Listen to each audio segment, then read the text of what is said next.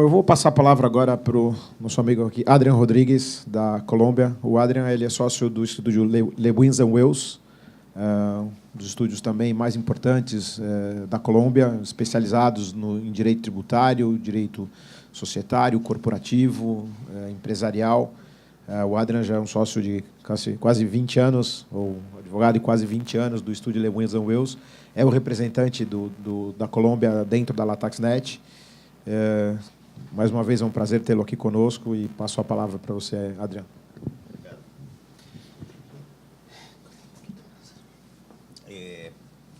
Buenos días, ¿cómo están?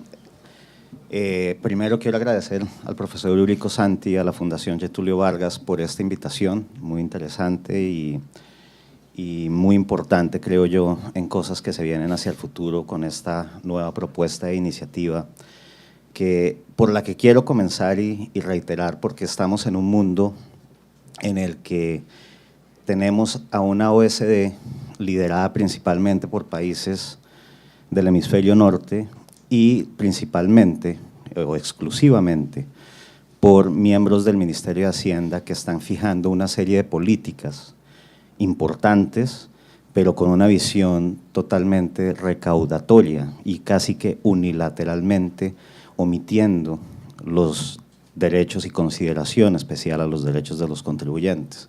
Luego, una iniciativa que mire desde el hemisferio sur hacia el norte y que preste un contrabalance y aporte una perspectiva del contribuyente para generar unas directrices que le hagan contrapeso, nos parece una iniciativa muy interesante y muy importante. Para hablar de reforma tributaria en Colombia, desafortunadamente hay que hablar como una serie de televisión en muchas temporadas.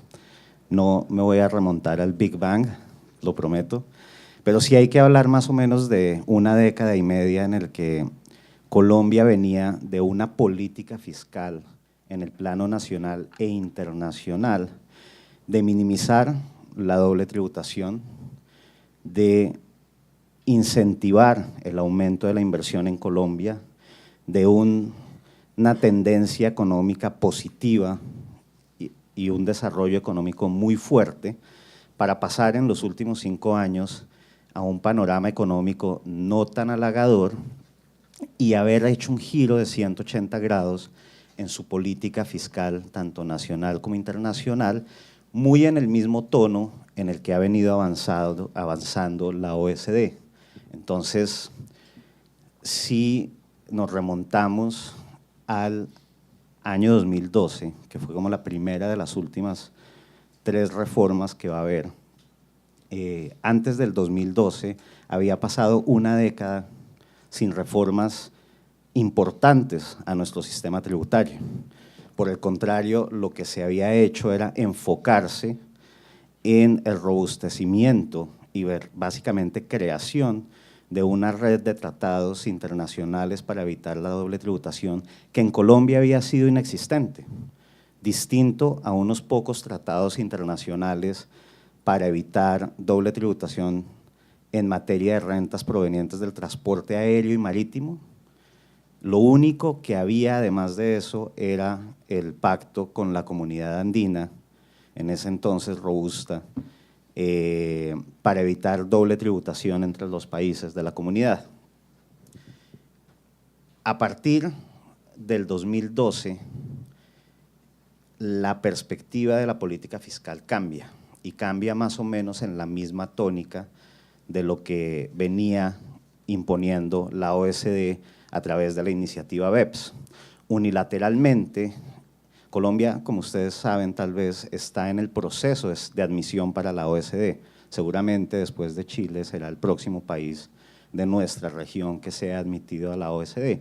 Y eso tiene una serie de requerimientos, pero Colombia además ha aprovechado para adoptar de manera temprana varias iniciativas tanto en materia de BEPS como en materia de transparencia, y es un suscriptor temprano del CRS, y en el 2012 comienza ese giro de 180 grados en nuestra política fiscal. En esa reforma básicamente se concentra en introducir una serie de medidas antiabuso en nuestro sistema tributario. Esas medidas comienzan por un robustecimiento de la regla de residencia fiscal para asegurar que haya poca fuga en temas de tributación sobre la base de rentas y activos mundiales. Entonces, la residencia se moderniza, se fortalece y se vuelve overreaching en materia de residencia, se extralimita para tratar de capturar tanto a nacionales como a extranjeros con ciertos vínculos en Colombia sobre su tributación global.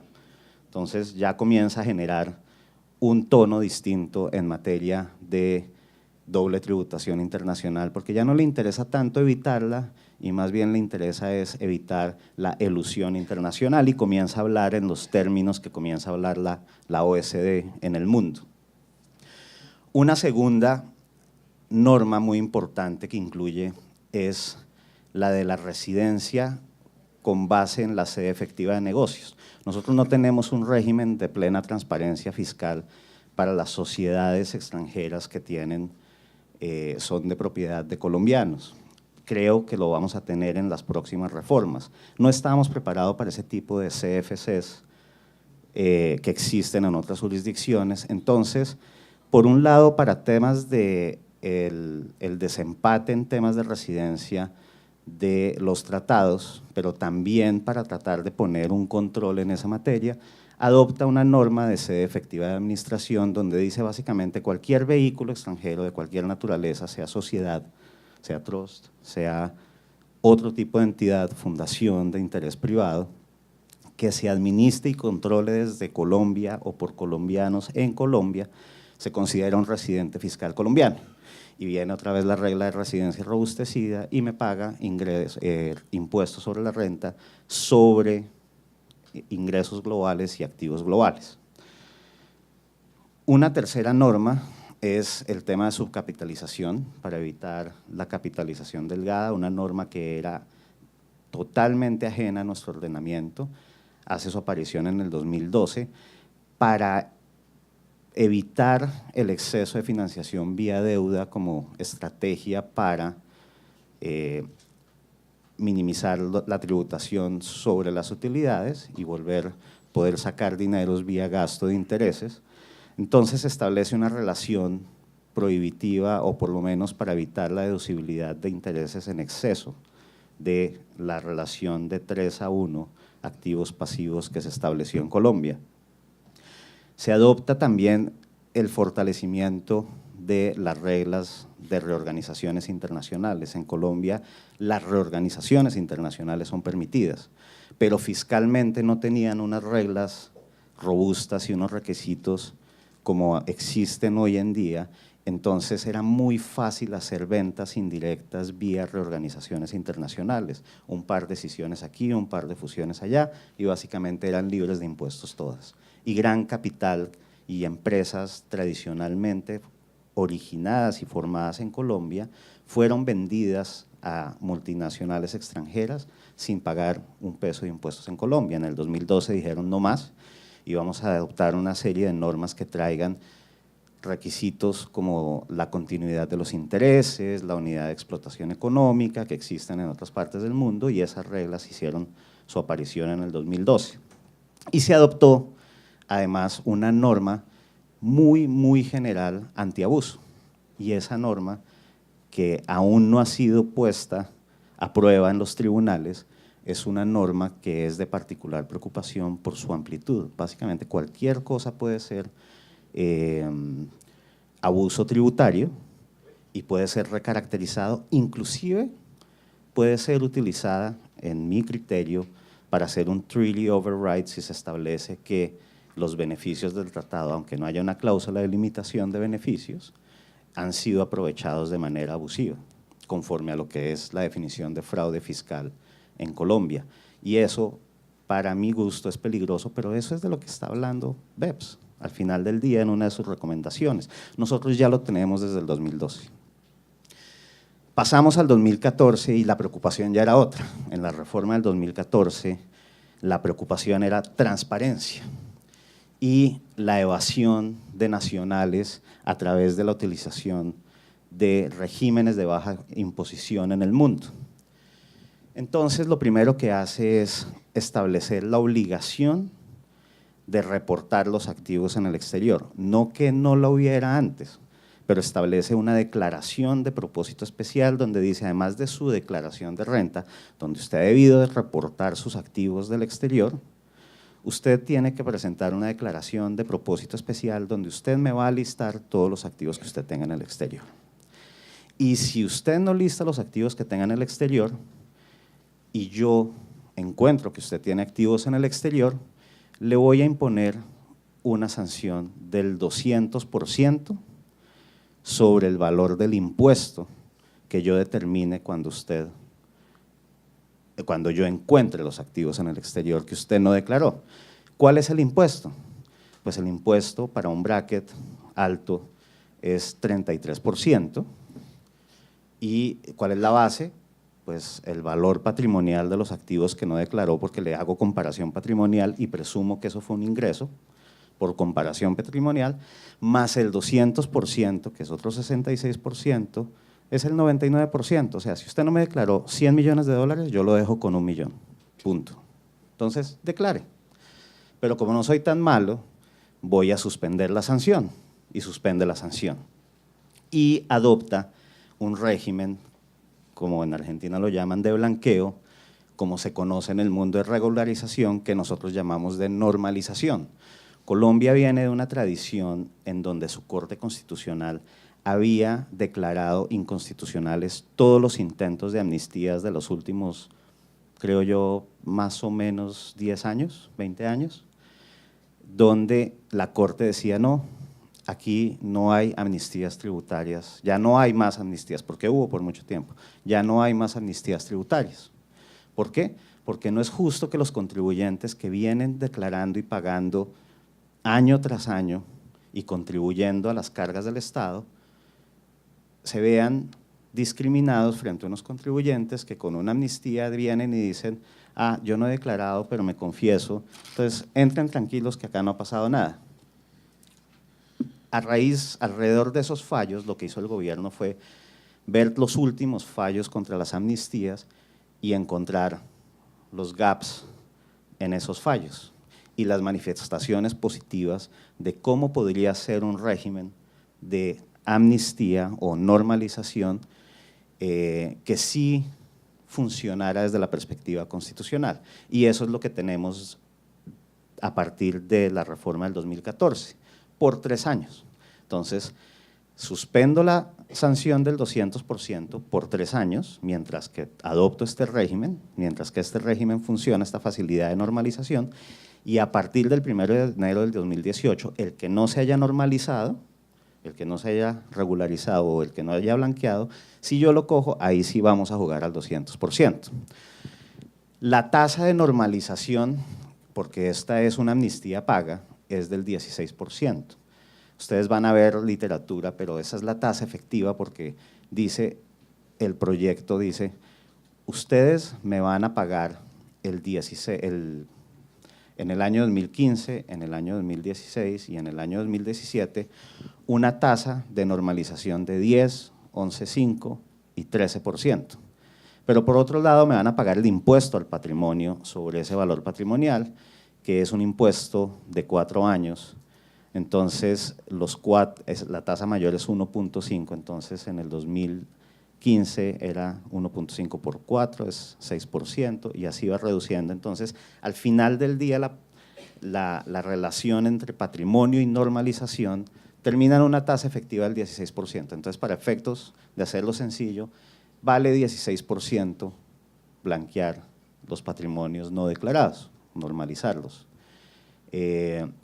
Si tengo 100 millones de dólares no declarados, puedo ir y declararlos hasta el 2017 y me quedo con 84. Esos 84 no van a ser ingresos, esos 84 ya no vuelven a ser mirados como un ingreso para efectos de renta, entran a las bases presuntivas de renta, entran o entrarían a las bases de patrimonio a futuro, pero ya veremos cuál es la propuesta de reforma respecto del impuesto al patrimonio, y de ahí en adelante solo los rendimientos de esos 84 millones seguirían siendo declarados y seguirían grabados como ingreso a futuro. En esa reforma, además, para pasar ya al siguiente periodo, le dan al gobierno, el Congreso, un mandato legal y le dice, señor gobierno, usted tiene la iniciativa en materia de impuestos. Constitucionalmente en Colombia las reformas tributarias son de iniciativa del gobierno, no son de iniciativa del Congreso, pero tienen que llevarlas al Congreso y en el Congreso se discuten y pues ahí hay unas iniciativas adicionales que entran que no necesariamente son de iniciativa del gobierno y básicamente es vía lobby, pero bueno, ese es el procedimiento. Entonces le dice al gobierno, señores gobierno, ustedes por favor van a nombrar una comisión de expertos. Estamos cansados de la reformitis tributaria, Colombia tiene un sistema altamente complejo en materia tributaria, tiene un sistema altamente regresivo, tiene un sistema altamente inequitativo y necesitamos que la próxima iniciativa que ustedes traigan sea una verdadera reforma integral y sea una verdadera reforma estructural. Pero como no confiamos en que ustedes lo hagan solos, ustedes tienen que nombrar una comisión de expertos para formular unas recomendaciones, hacer un diagnóstico del sistema y formular unas recomendaciones. Esa comisión que se nombró, que se ordenó en esa reforma del 2014, de diciembre del 2014, fue nombrada en febrero del 2015 y terminó su trabajo en diciembre del 2015 y el reporte oficial se hizo público en enero del 2016.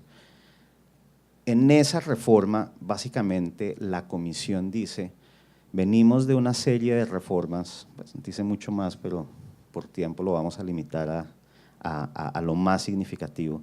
Dice, venimos de una serie de reformas, de décadas de reformas, donde se ha adoptado básicamente un incremento del recaudo para mantener en control nuestro déficit fiscal. Colombia realmente tiene para la región un déficit fiscal bajo. Pero necesitamos hacer una reforma de mediano y largo plazo para imprimirle al sistema una mayor equidad y una mayor competitividad. Y para eso vamos a hacer unas reformas básicas.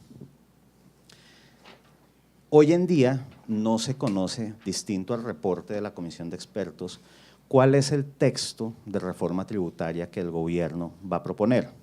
¿Y por qué? Porque Colombia está en un proceso político más importante y es el tema de la paz.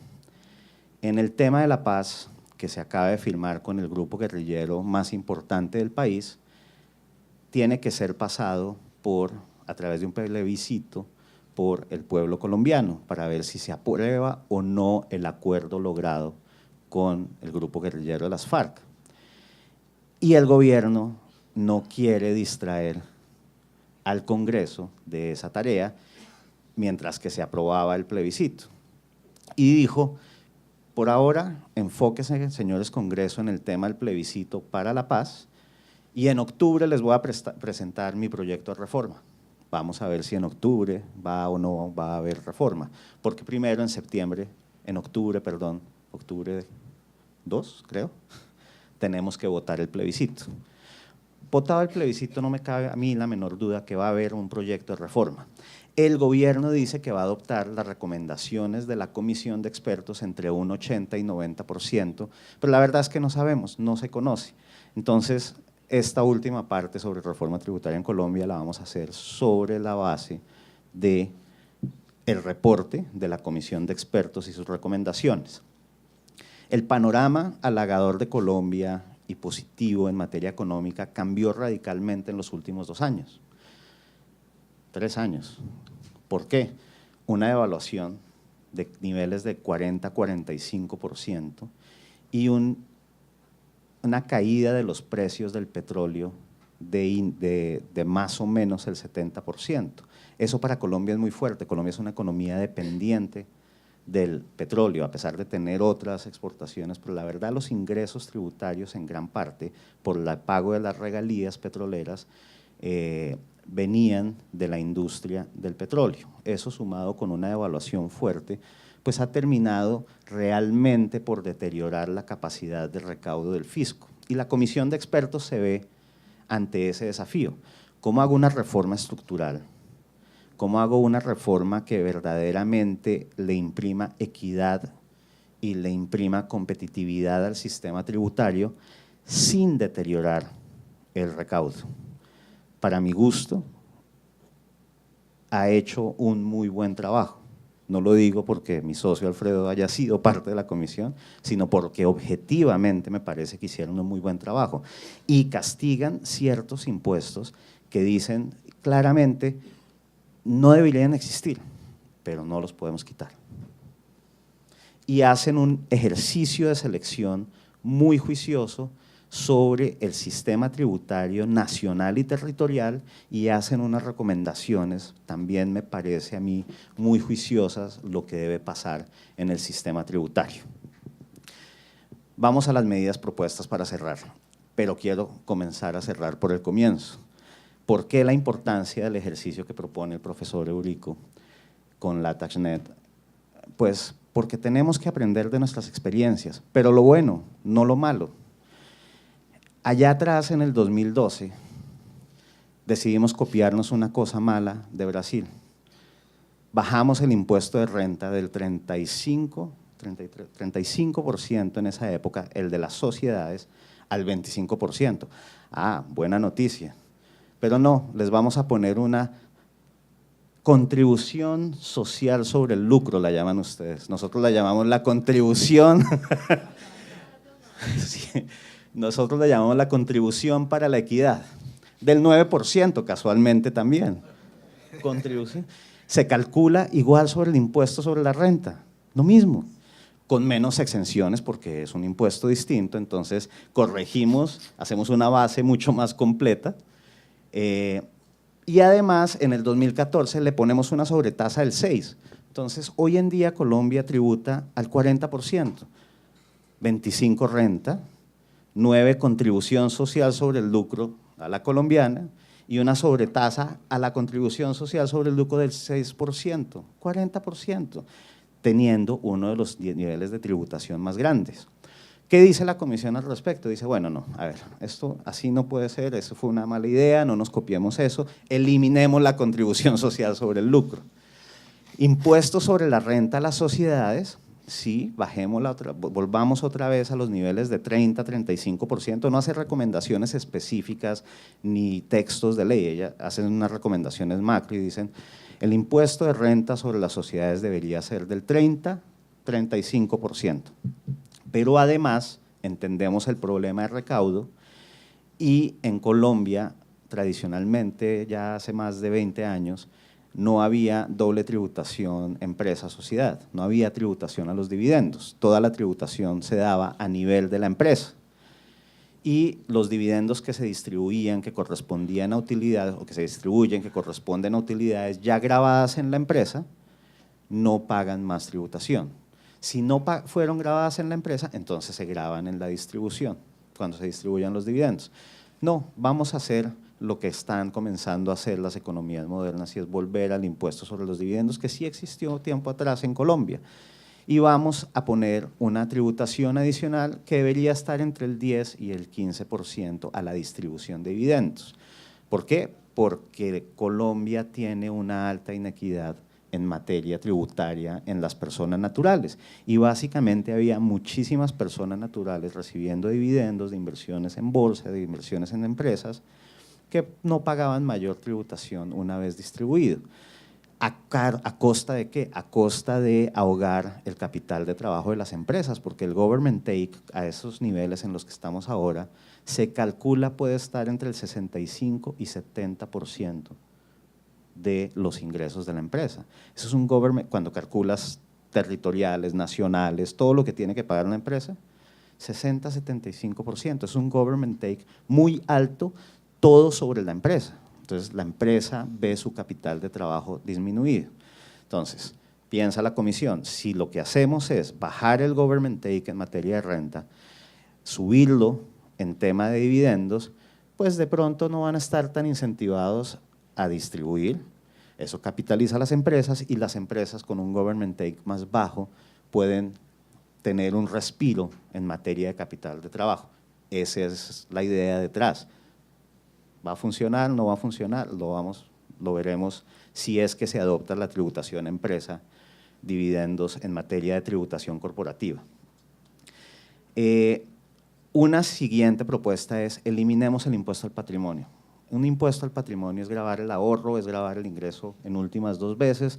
Un impuesto al patrimonio no es técnico, un impuesto al patrimonio no es bueno y vamos a eliminarlo. En Colombia el impuesto al patrimonio existió mucho tiempo atrás, se eliminó, pero hace 20 años se adoptó como impuesto temporal por 4 años.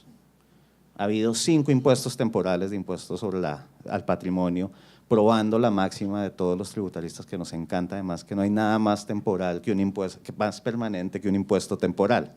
No sé de dónde la sacamos, pues sí sé de dónde la sacamos, de cosas como estas, pero sí, pero la propuesta es no más impuesto al patrimonio, dejemos de lado el impuesto al patrimonio.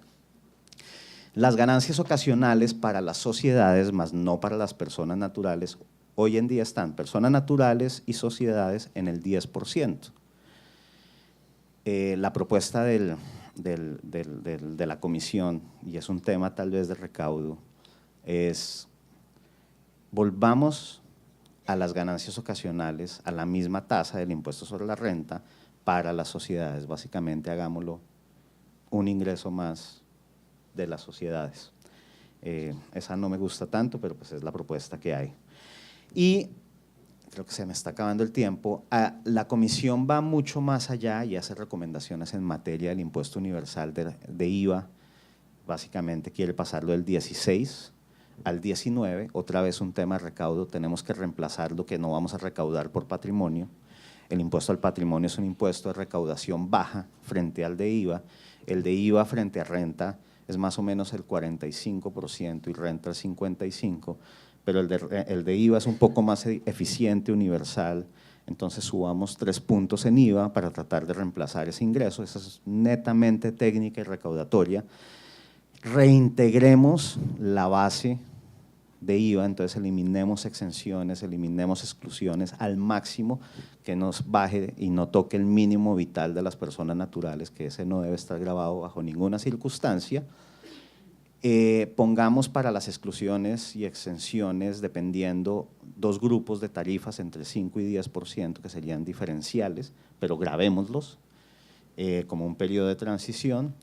Y esas son básicamente las reformas principales en IVA. Estoy dejando, y termino con esto, una cosa muy importante, y es a través de las muchas décadas de reformas tributarias selectivas y como consecuencia de los lobbies que se hacen en el Congreso, la base gravable del impuesto de renta está plagada también de tratamientos diferenciales, de exenciones, de beneficios, de exclusiones, que hacían la base demasiado diferencial dependiendo de los sectores industriales. Había beneficios que hoy en día ya no tenían sentido. Entonces, la propuesta de los comisionados es: vamos a cambiar la base gravable del impuesto. Colombia acaba de entrar, está terminando el proceso de adopción de normas internacionales financieras, de las NIFs, para sacar lo que era conocido como el Colombian Gap. Sacamos las reglas de Colombian Gap, o las estamos sacando, y todas las empresas han migrado ya temporal y permanentemente a estándares internacionales de contabilidad, a los IFRS. Vamos a hacer un impuesto como existe en España, entonces nos fuimos a copiar de España, sobre las utilidades empresariales. Entonces la base gravable ya no va a ser distinta, mejor dicho, ya no vamos a tener que tener una contabilidad fiscal y una contabilidad y una contabilidad fiscal. Vamos a hacer que la contabilidad sea la base gravable del impuesto, la forma de depuración del impuesto sobre la renta. Eso naturalmente es imposible. Las conciliaciones fiscales y contables siempre van a existir y lo reconoce la Comisión. La Comisión dice, y habrá ciertos tratamientos y ciertas conciliaciones que habrá que tener en cuenta, pero tratemos de limitar al máximo los beneficios que generan falta de equidad a través del sector empresarial y tratemos de que haya los menos posibles, además también para un tema de recaudo, aumentar el resultado de la aplicación del impuesto sobre la renta. Eso es básicamente lo que tengo que decir. ¿Preguntas? Yo tengo una pregunta de curiosidad. ¿Cuál fue la alegación de inconstitucionalidad para las amnistías? ¿Una equidad de los otros que pagaban impuestos? Porque ahora en Brasil hay la amnistía, lo blanqueo, como se llama en Argentina, y hay una acción directa, que llamamos una acción directa de inconstitucionalidad en el Supremo Tribunal Federal.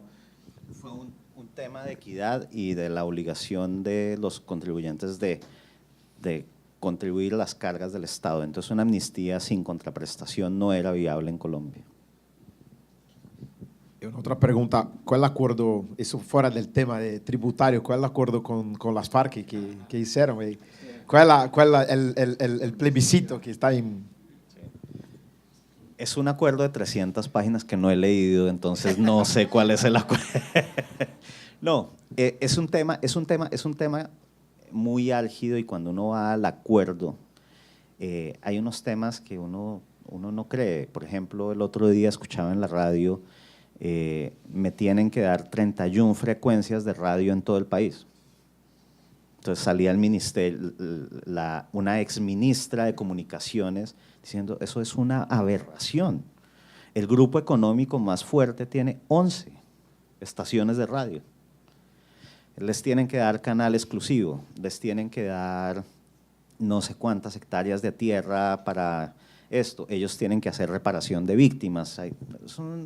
De verdad, son unas cosas que uno, si se sienta a leerlas como debería ser todo ciudadano responsable, seguramente vota que no. Yo, por elección personal, he decidido mantenerme con las cosas buenas. A pesar, he sido bendecido porque no he sido víctima directa de la violencia, indirecta sí, pero directa no he tenido ningún familiar, contrario a muchos colombianos que sí han perdido familiares en los ataques de la guerrilla. Entiendo todo lo malo, todo lo grave que se deriva de eso. Sé que económicamente y socialmente va a haber un costo para mí, inclusive personalmente, por todo lo que involucra resocializar a toda esa base guerrillera y volverla a introducir en la sociedad. Eso requiere un costo. Pero digo, si no doblamos la página, pues no vamos a terminar nunca. Y sí quisiera que, no sé si yo, pero las generaciones que vienen tuvieran una Colombia en paz. No sé si es la decisión correcta, pero pues lo hago público en YouTube, cámara, mi voto va a ser por el sí. Pero el acuerdo es muy técnico y tiene 300 páginas de cosas que sí, que son muy de Colombia, muy tierras. ¿Para dar la autorización para el gobierno firmar el acuerdo? El acuerdo está firmado, pero requiere el respaldo popular, la confirmación. Entonces, la pregunta es, ¿aprueba? El acuerdo tiene un nombre larguísimo, Acuerdo para la construcción de una nueva Colombia, paz. Bueno, entonces dice, ¿aprueba? No, ¿respalda usted el acuerdo para la? Esa es la pregunta, ¿sí o no? ¿Lo respalda o no lo respalda? Evidentemente una de las cosas que tendría que dejar, por lo menos aparentemente dejar de hacer la FARC, es mantener el tráfico de drogas, que es un negocio sumamente rentable para ellos, pero otro era el de, ellos contaban con una efectiva capacidad recaudatoria. ¿Eso está tratado de alguna manera o simplemente se claro. de la vista? No, ese es el famoso, la vacuna, pero que lo llamaron el impuesto revolucionario. O sea, ellos en algún momento sacaron un comunicado y hablaron del impuesto revolucionario y tenía tarifas y base gravable y todo. Es una cosa que solo pasa en Colombia, en Macondo, como diría Gabriel García Márquez. Claro, no, pues eso es extorsión, pura y simple.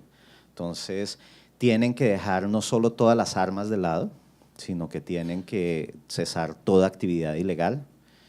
Pero cuando uno comienza a mirar las cosas técnicas, claro, la droga el tráfico, cultivo y tráfico de drogas está fuera de discusión. Tienen que dejarlo y lo van a dejar seguramente, no sabemos. Habrá grupos que queden, pero eso ya son organizaciones criminales, eso ya pasó. El IRA en Irlanda dejó de ser IRA revolucionario, pero quedaron ciertas bandas que hacían tráfico de armas con las armas que no se entregaron. Pero tienen que entregar las armas acá, tienen que cesar toda actividad ilegal. Hay un capítulo de la minería, porque ellos tienen control sobre áreas donde hay yacimientos mineros, donde ahí hay unas cosas que dicen, sí he leído algunas apartes, donde dicen se respetará, se combatirá solo la minería ilegal, pero la artesanal se respetará. Entonces, como que es la ventana para decir que ellos van a ser artesanales, pero hay unos temas difíciles, hay unos temas complicados. Pero es una situación de 50 años, es un conflicto de 50 años. Muchos colombianos han muerto. Entonces, o nos seguimos matando o tratamos de terminarlo. Esa es la pregunta al final del día. Y cada colombiano tendrá que tomar su decisión. Obrigado. Alguma pergunta?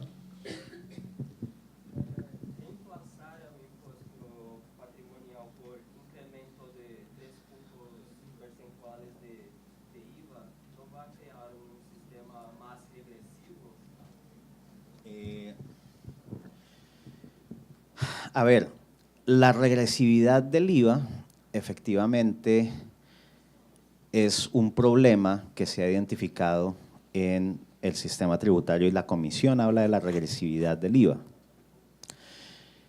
independientemente del aumento de la tarifa. Entonces, la propuesta de la Comisión en esa materia es ver efectivamente cuáles son las exenciones y exclusiones, que no deberían ser exenciones y exclusiones porque pues, no tienen sentido, pero sí mantener, además del mínimo vital, unas exenciones y exclusiones que deberían imprimirle progresividad al sistema del IVA. Pero el IVA, de cierto punto hacia abajo, es regresivo por naturaleza, porque si bien grava el consumo, no consulta en el fondo la capacidad contributiva de quien está haciendo el gasto cuando el gasto es necesario. La pregunta es, ¿dónde se establece el mínimo vital y dónde deja de ser regresivo y no? Es un tema de política fiscal muy compleja, pero el IVA, por naturaleza, para ciertos niveles y ciertos sectores no consulta la capacidad contributiva.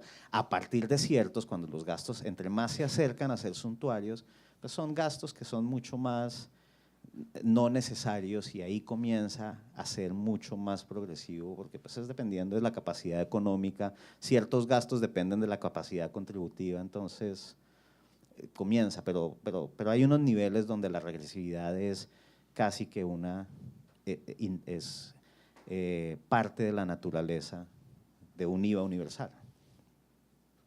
Pero otra vez, es un tema de recaudo y la regresividad del IVA está independientemente de los 3 puntos de la tarifa. Los 3 puntos de la tarifa es para tratar de tapar el hueco que dejará la ausencia del impuesto al patrimonio.